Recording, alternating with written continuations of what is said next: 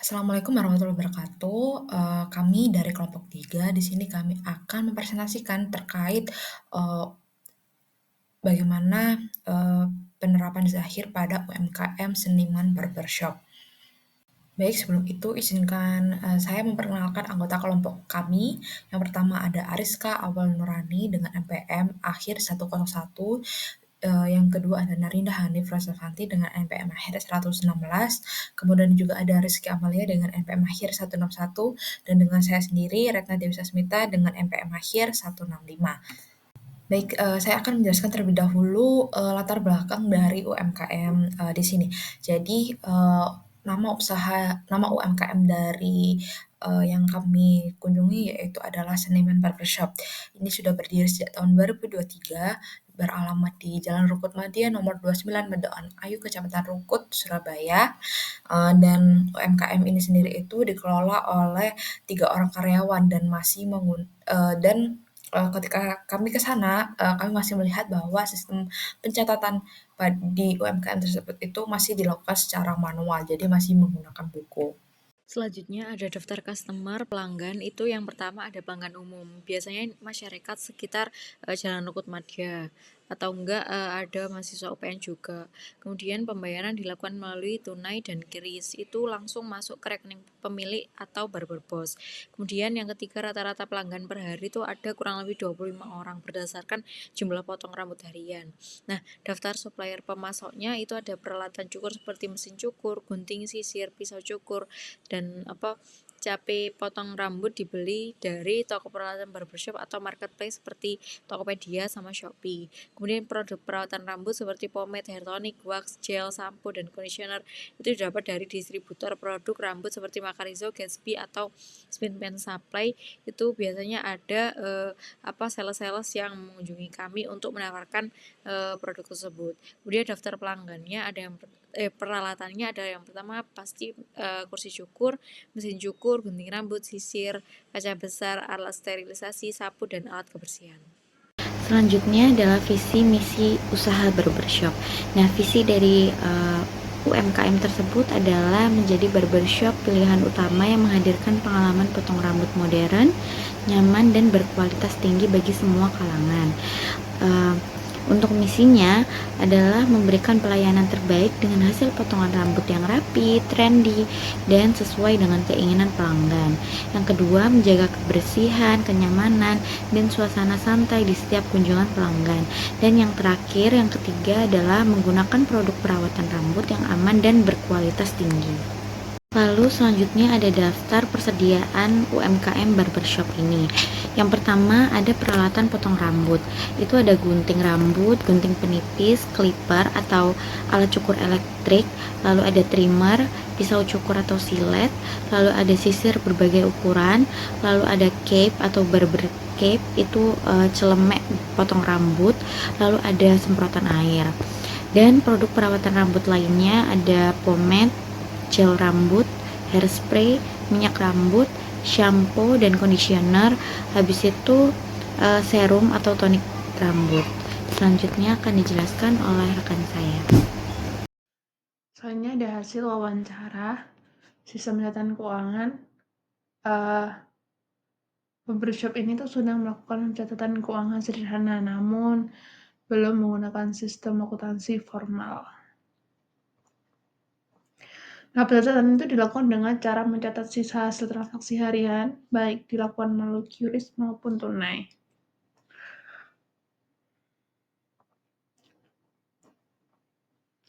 Semua transaksi itu direkap menggunakan aplikasi Maju yang membantu melihat total penerimaan tunai dan non-tunai. Metode pencatatan keuangan itu masih dilakukan secara manual menggunakan buku tulis, tetapi belum menggunakan software seperti Excel atau aplikasi akuntansi digital. Setiap bulan itu memiliki buku catatan transaksi sendiri. Jadi misalnya pada bulan Oktober itu ada transaksi dari tanggal 1 sampai 30. Nah, sistem penggajiannya itu mencakup gaji pokok dan potongan per kepala. Laporan keuangan yang disampaikan itu jumlah potongan rambut per hari, transaksi tunai dan QRIS, pengeluaran kecil seperti pembelian gas atau pembersih yang langsung dipotong dari pendapatan tunai harian.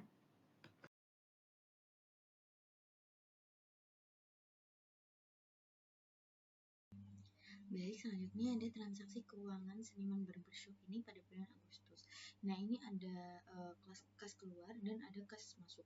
Nah, kas keluar ini biasanya dipakai untuk pembayaran sewa tempat usaha, lalu ada pembelian bahan habis pakai seperti sampo, seperti alat-alat rambut. Lalu untuk pemasukan kas keluar, itu ada pendapatan jasa dari potong rambut. Seperti itu. Adapun ini transaksi keuangannya pada bulan Agustus mulai dari tanggal 1 sampai tanggal 29 Agustus. Nah, selanjutnya ini ada transaksi jurnal umum untuk transaksi. Nah, ini di tanggal pertama itu kan ada pembayaran sewa tempat kan. Nah, itu jurnalnya adalah beban sewa pada kas, yaitu sebesar 2 juta dan seterusnya itu sampai tanggal 29 Agustus sesuai dengan transaksi yang ada di bulan Agustus.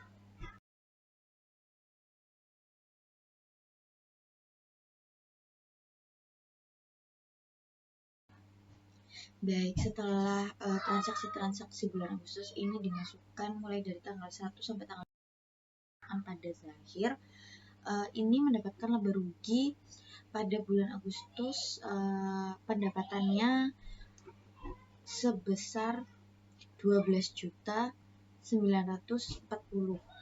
pada bulan Agustus. Lalu pengeluaran sebesar 3.400. Lalu untuk keuntungannya sendiri yaitu laba bersihnya itu sekitar 9.540 pada bulan Agustus.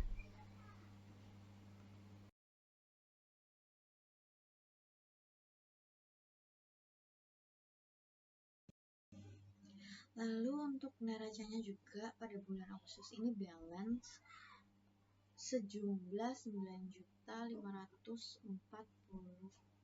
untuk harta dan modalnya. Jadi balance. Selanjutnya akan dijelaskan oleh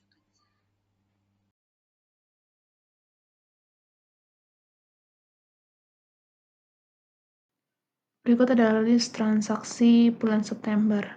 Jadi dari 1 Oktober sampai 30 Oktober ini ada beberapa pengeluaran dan pendapatan yang dialami oleh si seniman barbershop ini, dari pembelian bahan pakai, pendapatan jasa potong, pembayaran gaji, dan lain-lain.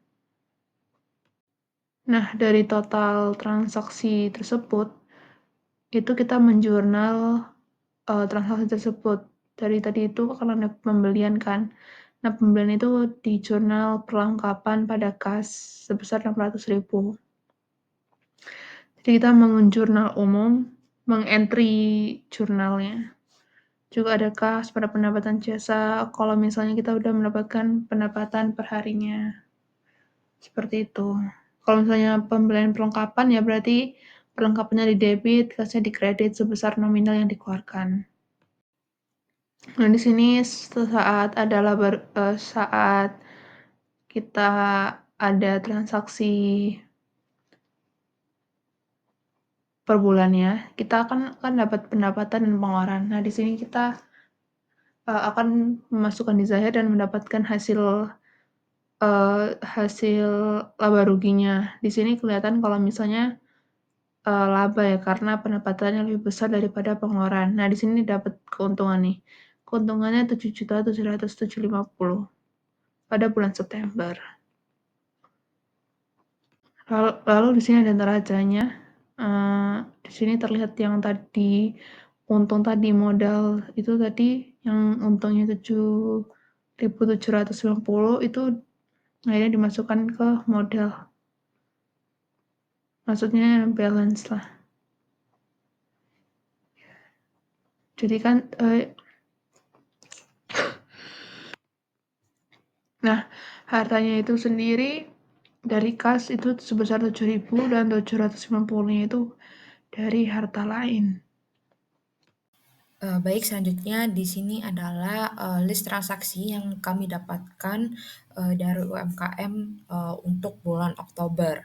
Jadi, kurang lebih transaksinya itu hampir sama isinya dengan transaksi bulan-bulan berikutnya, di mana ada pembelian bahan baku habis pakai, kemudian, ada pendapatan jasa potongnya, kemudian ada pembayaran gaji untuk 3 karyawan, kemudian juga ada pembayaran untuk sewa, pembayaran utilitas, WiFi, dan lain sebagainya. Nah, dari, list transaksi sebelumnya itu di sini kita buat, untuk jurnal umumnya. Eee, jadi, kita catat, list transaksi ini ke jurnal umum masing-masing per tanggal, yang terjadi ya. Kemudian kita input jurnal umum tadi ke aplikasi Zahir, di mana setelah kita input ini kita bisa lihat ya untuk grafik laba rugi. Jadi grafik yang ditampilkan ini adalah dari aplikasi Zahir, di mana ini tuh bisa menggambarkan kondisi keuangan usaha selama periode Oktober 2025. Ini kita bahas dulu untuk laporan laba rugi, di mana dari laporan ini tuh kita bisa lihat gitu seberapa besar pendapatan, biaya, serta keuntungan yang diperoleh sama UMKM selama bulan Oktober 2025. Di sini kita bisa lihat bahwa pada grafik pendapatan itu terlihat bahwa pendapatan usahanya selama bulan Oktober itu berjumlah 15.260, di mana angka ini tuh bisa kita simpulkan bahwa ini tuh mencerminkan total pemasukan yang berhasil diperoleh dari aktivitas operasional seperti pendapatan jasa potong. Kemudian ada juga total pengeluaran pada bulan yang tercatat itu bisa kita lihat bahwa 7.100.000 untuk bulan Oktober ini. Nah, pengeluaran ini itu meliputi berbagai biaya yang perlu dikeluarkan untuk menjalankan usaha, kayak tadi pembelian bahan baku habis pakai, kemudian biaya utilitas dan lain sebagainya. Nah, terus dari pendapatan dan pengeluaran ini, kita bisa lihat bahwa keuntungan yang didapatkan dari UMKM ini, selisihnya itu menghasilkan laba bersih sebesar 8.160. Nilai ini itu, berarti menunjukkan ya bahwa usaha itu berada kondisi yang baik karena, pendapatan jauh lebih besar dibandingkan pengeluarannya. Jadi 8.160 ini didapatkan dari 15.260 laba bersih dikurangi pendapatan dikurangi 7.100.000 dari pengeluaran. Jadi grafik pendapatan per bulan ini tuh menunjukkan bahwa transaksi yang menghasilkan pendapatan itu hanya terjadi pada bulan Oktober, sedangkan bulan lalu itu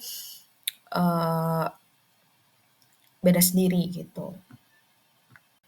Selanjutnya ini untuk grafik laporan neraca pada bulan Oktober 2025. Dari neraca ini kita bisa dapat dilihat bahwa posisi keuangan usaha pada akhir periode, khususnya untuk total harta yang dimiliki, kewajiban yang harus dibayar dan jumlah modal yang tersisa.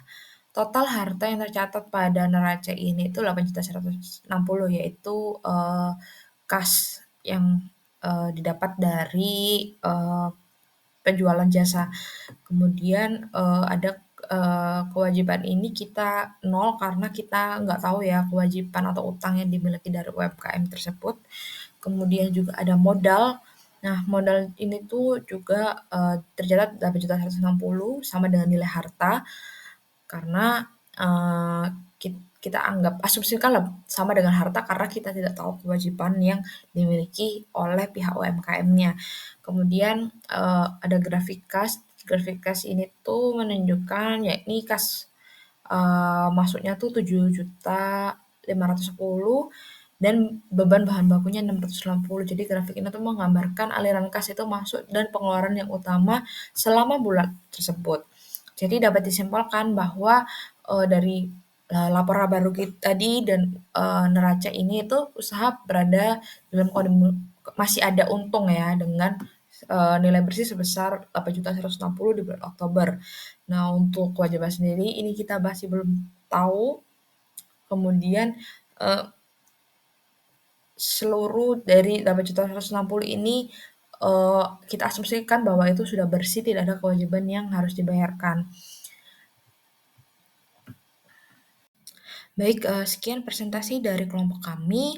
Mohon maaf jika ada salah dalam penyebutan. Wassalamualaikum warahmatullahi wabarakatuh.